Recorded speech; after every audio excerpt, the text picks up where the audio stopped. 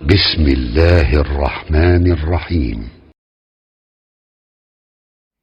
بھائیو، میں بہت مختصر کوشش کر رہا ہوں آپ کے سامنے بات رکھوں تاکہ خوارج کی بات ہمیں سمجھ آ سکے۔ سیدنا علی رضی اللہ تعالیٰ عنہ کا موقف تھا کہ چونکہ مہاجرین و انصار نے میرے ہاتھ پر بیعت کی ہے، بڑے بڑے صحابہ نے میرے ہاتھ پہ بیعت کی، اس لیے اہل شام کو بھی میرے ہاتھ پر بیعت کر لینی چاہیے۔ پھر قاتلین عثمان رضی اللہ تعالیٰ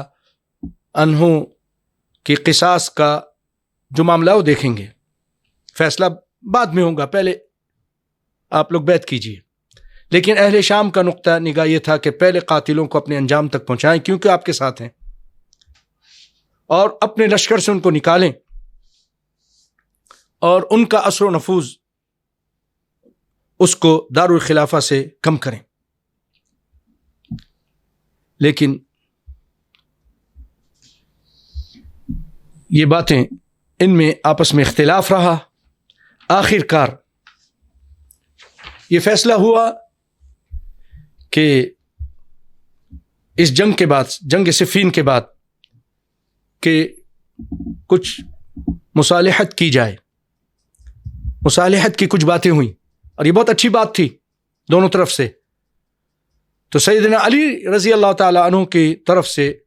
سیدنا ابو موسیٰ اشعری، بہت بڑے قاری قرآن جن کا اصلی نام عبداللہ بن قیس تھا، ان کو مقرر کیا گیا حکم کے طور پر، اور سیدنا معاویہ رضی اللہ تعالیٰ عنہ کی طرف سے عمر بن عاص کو مقرر کیا گیا۔ تو ابھی فیصلہ انہوں نے کرنا تھا، تو جو خوارج تھے، جو سیدنا علی رضی اللہ تعالیٰ عنہ کے جو یہ قاتلین تھے اور آپ کے گروہ میں شامل ہو گئے تھے، سیدنا علی ان سے بہت پریشان تھے، اور یہی وہ لوگ ہیں جنہوں نے سیدنا علی رضی اللہ تعالیٰ عنہ کو بہت تکلیفیں بھی پہنچائیں۔ یہی وہ لوگ ہیں جب سیدنا حسن رضی اللہ تعالیٰ عنہ معاویہ سے صلح کرنا چاہتے تھے تو ان خارجیوں میں سے کسی نے آپ کا مسلح کھینچا، تو کسی نے آپ کے ران پہ خنجر گھونپا، تکلیفیں پہنچائیں۔ تو یہ خوارج یہ کہنے لگے یہ کیسے ہو سکتا ہے کہ انسانوں کو حکم بنایا جائے؟ ان الحکم الا للہ، حکم تو اللہ کا چلے گا۔ اس طرح کہہ کر، حالانکہ سیدنا عبداللہ بن عباس رضی اللہ تعالیٰ عنہ نے ان کو سمجھانے کی کوشش بھی کی، قرآن سے دلائل بھی دی، فَبَعْثُوا حَكَمًا مِنْ أَهْلِهِ، میاں بیوی کے مسئلے میں بھی حکم اللہ نے، اور وہ جو ایک بکری کے مسئلے میں بھی کہ تم حکم کرو، تو ان چھوٹے مسئلے میں حکم قائم ہو سکتا ہے، تو مسلمانوں کے دو گروہ میں صلح کے لیے حکم نہیں ہو سکتا؟ لیکن وہ خارجی نے ماننے سے انکار کر دیا، اور سیدنا علی کے لشکر سے بھی الگ ہو گئے، اور حروراء کے مقام پر ڈیرے جما لیے، جن کی تعداد 12,000 تھی۔ یہ ہیں خارجی، یہ 12,000 تھی، انہیں خارجی کا نام دیا گیا۔ اور ان کو یہ پتا تھا کہ اگر سیدنا معاویہ، سیدنا علی رضی اللہ تعالی عنہما کی آپس میں صلح ہو جاتی ہے تو ہمیں پھر چن چن کے قتل کیا جائے گا، ہم تو فتنے باز ہیں، ہم ہی قاتلین عثمان ہیں، تو اس لیے وہ موقع ہی نہیں دینا چاہ رہے تھے، بہانے سے صلح نہیں ہونے دینا چاہتے تھے۔ اب ان میں سے، ان خارجیوں میں سے، غور سے سنیں، 3 آدمیوں نے، انہوں نے آپس میں کہا کہ 3 آدمی ایسے ہیں جن کی وجہ سے پوری امتی اسلامیہ میں فتنہ پھیلا ہوا ہے، اعوذ باللہ۔ وہ کون کون سے ہیں؟ ایک تو علی ہیں، ایک معاویہ، اور ایک جو ہے وہ عمر بن عاص ہیں۔ ان تینوں کی وجہ سے امت میں انتشار اور فتنہ پھیلا ہوا ہے، ان تینوں کا صفایا کر دیا جائے، ان کو قتل کر دیا جائے۔ تو ایک خارجی عبد الرحمن بن ملجم نے کہا کہ میں سیدنا علی رضی اللہ تعالی عنہ کو قتل کروں گا، میں اس کے ذمہ لیتا ہوں۔ برق بن عبداللہ نے کہا امیر معاویہ رضی اللہ تعالی عنہ کو میں قتل کروں گا، یہ میرے ذمہ ہے۔ عمر بن بکر نے کہا عمر بن عاص کو میں قتل کروں گا،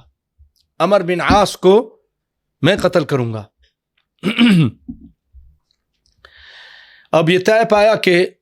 17 رمضان 40 ہجری 40ویں ہجری اس کے 17 رمضان کو نماز فجر کے دوران ایک ہی وقت میں تینوں ان صحابہ پر حملہ کیا جائے گا۔ تینوں صحابی تھے، علی رضی اللہ تعالیٰ عنہ، سیدنا معاویہ رضی اللہ تعالیٰ عنہ، سیدنا علی رضی اللہ تعالیٰ عنہ، سیدنا عمر بن عاص، کبار صحابہ تھے۔ حملہ کیا جائے گا۔ یہ تینوں اپنے مشن کو پورا کرنے کے لیے اپنی منزلوں کی طرف چلے گئے، کیونکہ مختلف جگہ پہ تھے، کوئی شام میں تھا، کوئی کوفہ میں تھا، کوئی مصر میں تھا۔ ابن ملجم کوفہ کی طرف روانہ ہوا اور 17 رمضان کو 40 ہجری کو اس ناعاقبت اندیش نے سیدنا علی رضی اللہ تعالیٰ عنہ پر اس وقت حملہ کیا جب آپ نماز فجر پڑھانے کے لیے مسجد کی جانب تشریف لے جا رہے تھے۔ یہ حملہ اتنا اچانک اور خطرناک تھا کہ آپ زخموں کی تاب نہ لاتے ہوئے 21 رمضان کو 17 کو حملہ کیا گیا اور 21 رمضان المبارک بروز جمعہ، سارے ہی اچھے دن تھے، طاق 21 اور پھر جمعے کا دن رمضان، آپ رضی اللہ تعالی عنہ داعی اجل کو لبیک کہتے ہوئے جنت الفردوس میں جا مقیم ہوئے رضی اللہ تعالی عنہ۔ اس کے بعد جو برق بن عبداللہ تھا وہ سیدنا معاویہ پر حملہ کرنے کے لیے زہریلا خنجر لے کر ان پر حملہ کرتا ہے ملک شام میں، لیکن وہ اتنا کاری حملہ نہیں تھا کہ جس کی وجہ سے آپ قتل ہو جائیں، اور وہ پکڑا گیا اور پھر اس کو بھی قتل کر دیا گیا۔ اور سیدنا معاویہ علاج کے بعد، اگرچہ وہ زہریلا تھا لیکن علاج کے بعد ٹھیک ہو گئے۔ مصر میں عمر بن عاص رضی اللہ تعالیٰ عنہ کی اس دن طبیعت خراب ہو گئی، پیٹ میں درد تھا، اللہ کی مرضی، تو انہوں نے خارجہ بن حبیب کو کہا کہ میری جگہ تم نماز پڑھاؤ۔ تو اب جو حملہ آور تھا وہ عمر بن بکر اس نے حملہ کیا عمر بن عاص سمجھ کر خارجہ بن حبیب کو، اور انہیں قتل کر دیا۔ تو بھائیو، یہ خارجیوں نے اس طرح سیدنا علی رضی اللہ تعالیٰ عنہ کو قتل کیا، معاویہ کو زخمی کیا، اور عمر بن عاص کے ایک نائب کو قتل کیا۔ جب قتل کی خبر سیدنا معاویہ رضی اللہ تعالیٰ عنہ کے پاس آئی کہ سیدنا علی رضی اللہ تعالیٰ عنہ قتل کر دیے گئے ہیں، تو سیدنا معاویہ رونے لگے۔ بیوی نے کہا زندگی میں تو آپ سیدنا علی سے جنگیں کرتے رہے، آج ان کی وفات پر آنسو بہا رہے ہیں۔ آپ نے فرمایا تجھے نہیں معلوم آج امت اسلامیہ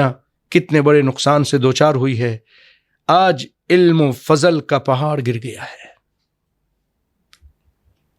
اس سے معلوم ہوتا ہے کہ سیدنا معاویہ رضی اللہ تعالیٰ عنہ کے دل میں سیدنا علی رضی اللہ تعالیٰ عنہ کی کتنی عظمت اور ان کی علمی فقاہت اور اجتہادی صلاحیت کا کس قدر آپ کے دل میں ان کا اعتراف تھا اور عزت تھی۔ سیدنا علی رضی اللہ تعالیٰ عنہ کی شہادت کے بعد ان کے فرزند سیدنا حسن بن علی رضی اللہ تعالیٰ عنہ کے ہاتھ پہ بیعت ہوتی ہے خلافت کی، اور آپ تقریباً 6 ماہ کا عرصہ خلافت کے مسند پر جلوہ افروز رہتے ہیں، اور بالآخر اپنے ابا جان کی وصیت پر عمل کرتے ہوئے، ان کی بھی وصیت تھی کہ جنگوں سے فائدہ نہیں، 41 ہجری میں سیدنا امیر معاویہ رضی اللہ تعالی عنہ کے حق میں دستبردار ہو جاتے ہیں اور نبی صلی اللہ علیہ وسلم کی اس پیشن گوئی کو پورا کر دیتے ہیں جس میں آپ فرماتے ہیں ان ابنی ھذا سید، میرا یہ بیٹا یہ سید ہے، یصلح اللہ علی یدیہ بین طائفتین عظیمین من المسلمین، مسلمانوں کے دو عظیم گروہ نبی صلی اللہ علیہ وسلم کے فرمان کے مطابق سیدنا علی اور سیدنا معاویہ اور ان کے ساتھ جو لوگ تھے ان سب کو آپ مسلمان قرار دے رہے ہیں، ہاں الا یہ کہ جو لوگ نکل گئے خارجی وہ الگ نکل گئے تھے،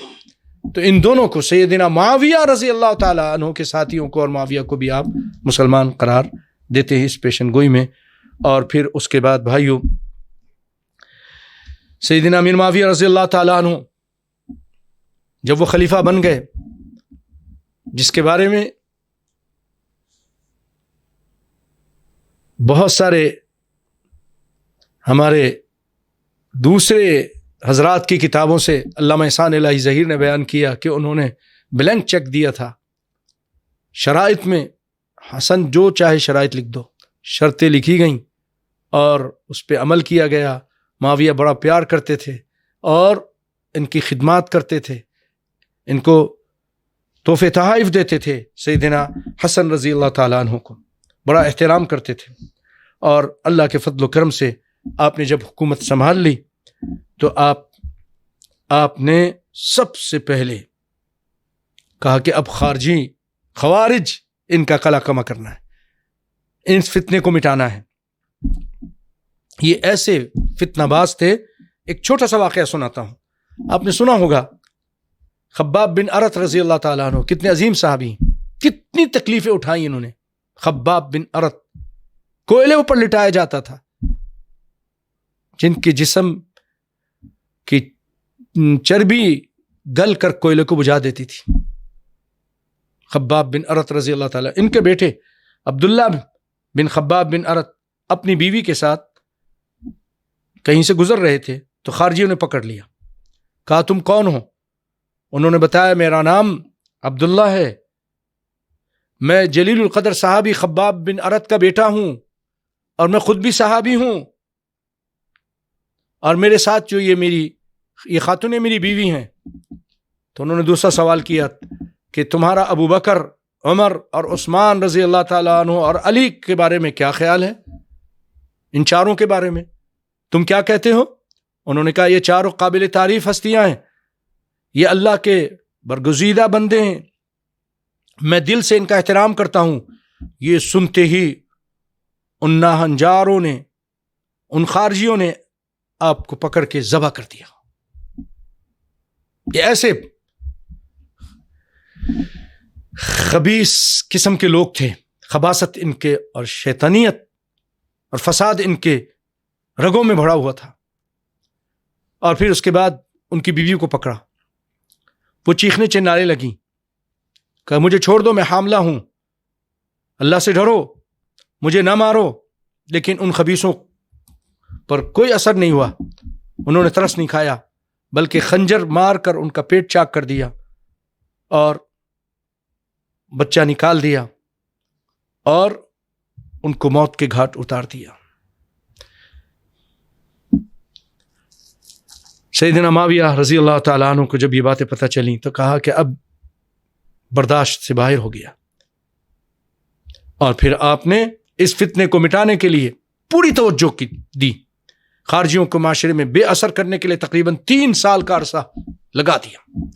کہ یہ ناسور ہے، جب تک یہ ناسور نہیں ختم ہوگا ہم کوئی کام نہیں کر سکیں گے۔ اور اس سلسلے میں کوفہ، بصرہ میں متعین اپنے جو حکومتی کارندے تھے